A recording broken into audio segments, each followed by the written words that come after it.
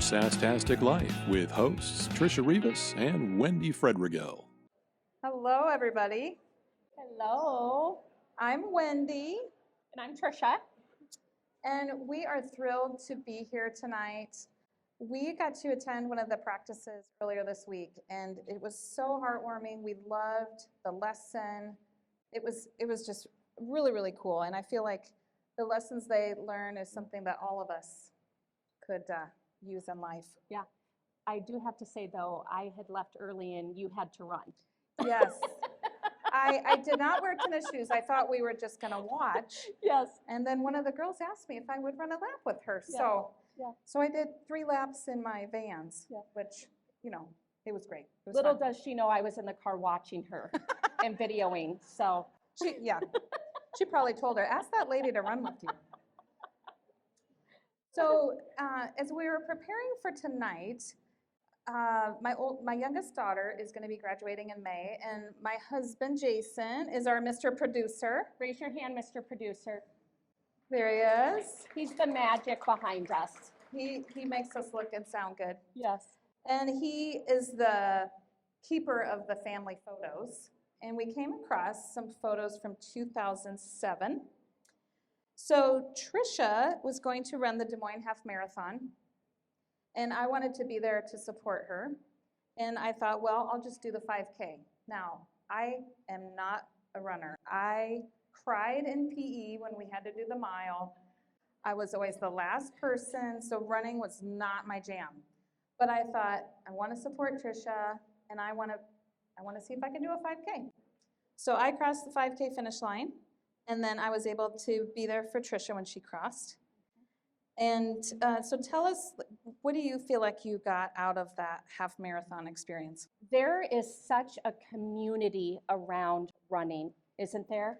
Mm-hmm. I mean, there's nothing like, and it's not even with races, even when you see other people running, just how you give them a wave or you give them like a high five. I mean, I see it when I'm down at Gray's Lake. I no longer run, but I walk, and even having that encouragement. And for me, crossing that finish line, you guys, I still remember it till this day. Wendi was there, my family was there, they're crying, I'm crying, because it was such an accomplishment that I honestly never thought that I could do. But I set out to set the goal. Now, I will tell you, quite honestly, I did not train like I should have. And my booty was sore for weeks. I mean, it was like getting on the toilet, like, oh God, where's the little handicap thing to help pull me up? But I love, as they had talked about in my bio, I love anything around community, and that is what running is. Yeah. And even being at the school on Monday with Jody and having the girls their own little community, you could just sense what that was like and the pride that they have in that. And it's just, there's no other feeling. There really isn't. There's no other feeling. Yeah. So what happened is she crosses the finish line, and I was so inspired. I said, you know what? Next year, I'm going to do the half. So I committed. I did train, fortunately. In between that, I ran the 10K, the Ronald McDonald 10K. Which is funny because I'm scared of clowns. And I wasn't necessarily expecting him to be there. And he was. So we're at the zoo, and my kids at that time were fairly little, and I'm getting ready, I'm tying my shoes, and my husband says, whatever you do, don't turn around. So what do? I turn around, and Ronald McDonald was right in my face. Yes. So then you ran. I ran for my life like Forrest Gump. The whole time I was just pretending that Ronald was behind me, and I finished. So a year later happens, and I finished the half marathon, and Tricia and my family were there. And again, there's something about seeing that big finish banner. Mm-hmm. I struggle with procrastination. I love to start things, but I don't always finish them. And so when I rounded that corner and saw the big word finish, I just started bawling. I lived off the energy of that race for like 3 years. Yeah. So Tricia and I joke, the only thing we run to now is the bathroom, but Literally. It teaches lifelong lessons, and I'm just thrilled to be here. I am so excited to talk to our friends and hear about their experience. Okay, so we only have 2 mics, so we're going to We'll pass just pass these it. around. Mhm. So if you want to introduce yourself and tell us if this is your first season and why you decided to join. Take that and introduce yourself first. My name's Avery, and this is my last season, I think. And I decided to join. Because I like to run, and I was excited to run with my friends. And running is just something that I've liked to do since I was younger. Hello, my name is Giselle. I coached last fall and I'm now on the advisory board. And I joined because a good friend of mine, Carter, had another commitment that she accepted, and she was like, it starts tomorrow, can you do it? And I joke with my friends and my family, I don't say no to things. Over the last 2 years, I've been a big why not? And this is the best why not I've done today. So.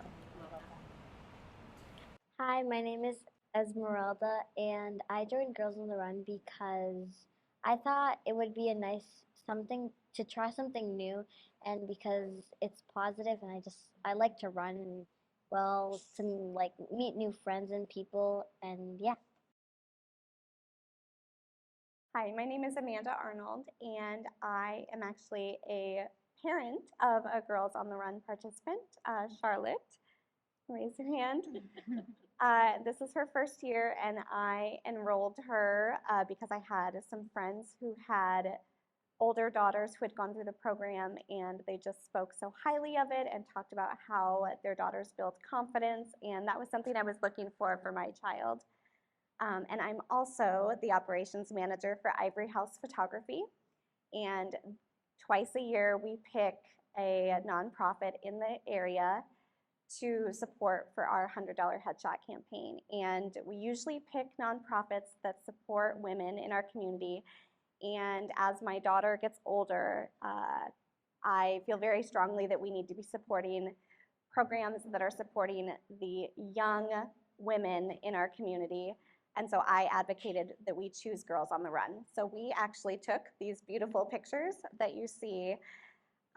We had 13 girls come into our studio and we took their pictures, and then we launched a campaign to raise money for Girls on the Run as well, which I will talk about later. Do you want me to keep going? So $100 headshots, we launch twice a year, spring and fall, and we donate $5 from each session to the charity of our choice. So we launched on September 29th, and we sold out in 3.5 hours. So we raised over $800 for Girls on the Run, and then when those sessions take place, we will raise more money when people buy additional files. And we actually, because we sold out so quickly, we are opening another 20 spots, so everyone here will get an email tomorrow that if they'd like to book a headshot session, they can do so for that $100 price point, and we will be doing another 20 sessions to support Girls on the Run. So did you guys get to do this? Did Were you you do one the of the people headshots? that got your pictures taken? Oh, yeah. I would love to hear your experience with that, because it's not every day that you get to do like a fashion shoot almost. I was really excited about it because I got to take pictures and I like to dress up. Me and my sister always just dress up and take pictures for no reason, and that's why I was excited because it's just really fun. So when I found out that we were going to do the photo shoot, I was really excited. So that day, I dressed up in a dress and in my Converse, and I went to school and I did my hair. And I was really excited because I knew these pictures were going to go online. And I was really excited because I thought it would be so fun to take pictures. And it's never it's like a one-time chance you get to do it. And I really liked it. I love it. So Giselle, I have to ask you, can you give us a couple stories of the confidence that you've seen in these young ladies and what it does for their self-esteem. Yeah, absolutely. So, when you asked if people in the room were runners, I did not raise my hand. I am not a runner. Um, and so when I joined, again, I don't say no. So I was like, what's the worst that could happen? I'm sure I could beat a bunch of third, fourth, and fifth grade girls. I was wrong. I always came in last, and it was not a pity win for them. No, but a lot of the girls, I realized there's always something going on. If you have an elementary school kid and you don't ask them about what's going on in their day, there's some fun stories in there. But so I got to show up every day and teach the girls about friendship and sisterhood and girl code and that kind of thing.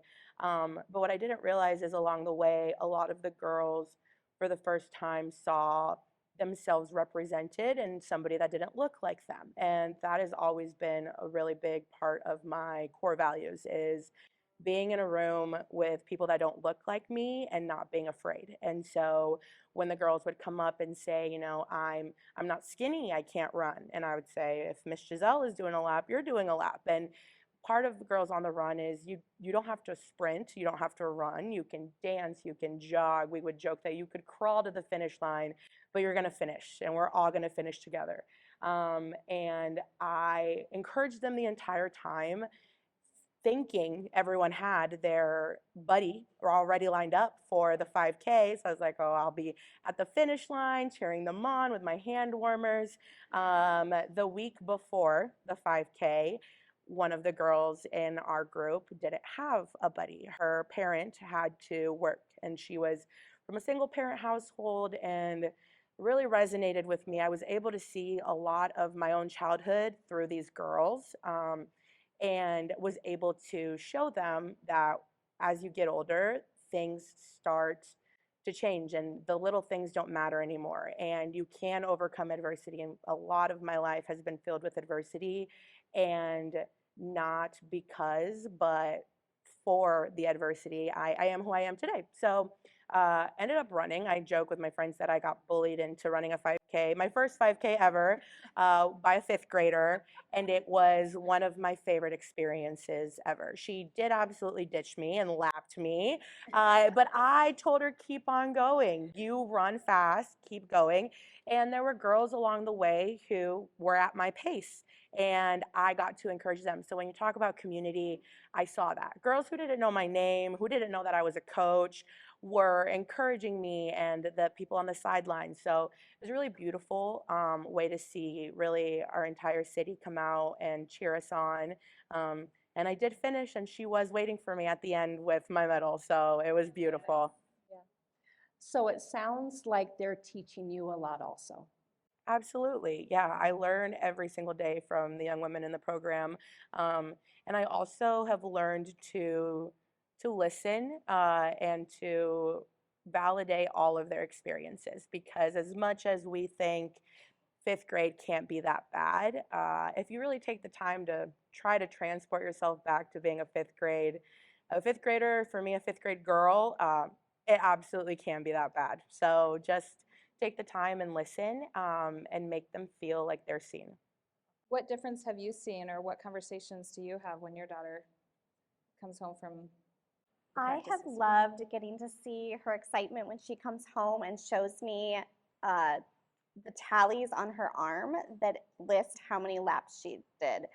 And she gets so excited to tell me when she did a different, like one more lap than she did before. And I did a lot of sports in high school, but I didn't really start to exercise for fun until I was in my 30s, and realized that when I was exercising regularly, that had a positive effect on my mental health. And so that is something I want to instill in my daughter now, and not waiting until she's 30 to learn that. So I love that, So Amanda. true. Yeah. Yes, I definitely feel like for me, I had 3 young children at home, and so going out and running was just a nice release for me. I would go early in the morning, and I was the only one out there.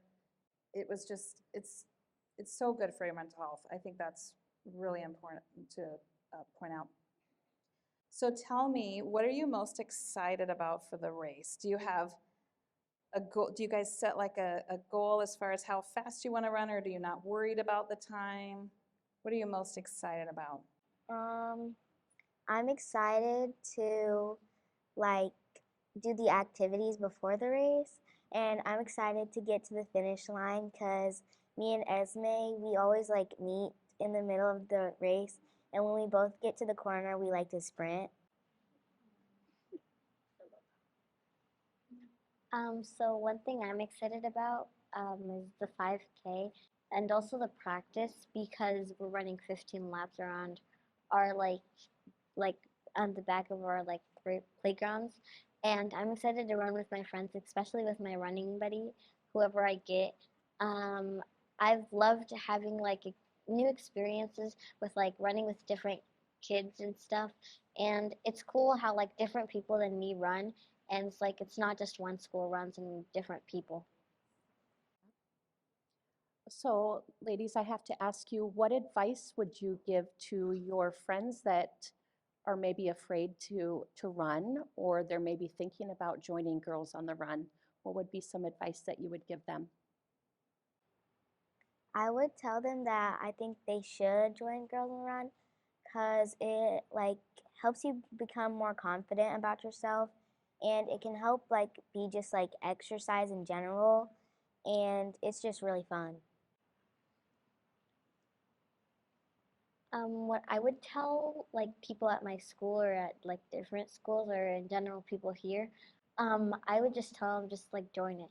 I mean, it's fun, it's positive, you get positive vibes from everyone, and like people encourage you, coaches, your running buddy and other coaches, and especially at the 5K, because even if people like you don't have family encouraging you there, different people will encourage you, even if they're not their family, they don't know you or they don't even know your name. They'll still encourage you. So one of the things that we love to do on the podcast, because we are talking to women much older than you ladies, is we love to have people talk to an older or a younger version of themselves. Sometimes it brings tears, so you guys had no warning about this. So what advice would you give to your 5th grade self? I think I would tell my 5th grade self that things always get better. Sometimes they get worse before they get better. And I think I would tell myself that oftentimes you're your own biggest critic. While the voices in your head are telling you that everybody in the room is making fun of something, everyone's got their own things going on in their mind. And as I get older, I tell myself if they really are paying that close attention to me, then thank you, because I'm doing something right. They're a fan. Yes, a fan. Love that. But yeah, just reminding myself that it's okay to not be okay, but it's never okay to stop, and it's not okay to suffer in silence. There are people, there's community, your friends, your peers, and now in my life, I make it a mission to be a part of young girls' lives so that they see somebody who went through similar experiences as they did and has gone on to persevere regardless of it. Oh, this is a tough one. I have a couple of things. One, if I were to go back in time, I would tell myself to stand up and advocate for myself. Throughout youth sports, I had 2 coaches come to mind who were very, why aren't you faster? Why are you so lazy? Why are you wheezing? Well, in my 30s, I learned that I was wheezing because I had asthma.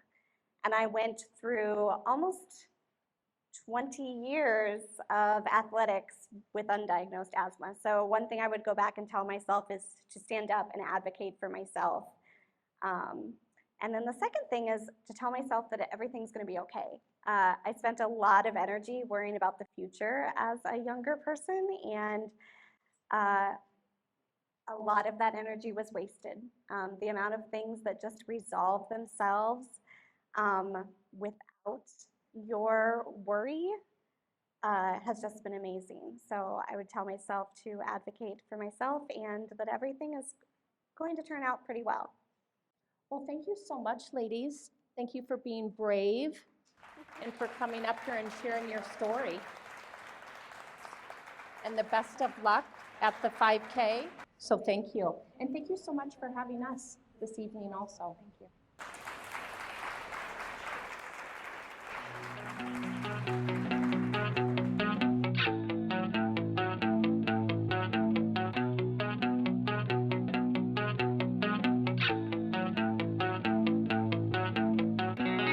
Your Sasstastic Life is produced by Apex VO. Go to apexvo.com. That's APEXXVO.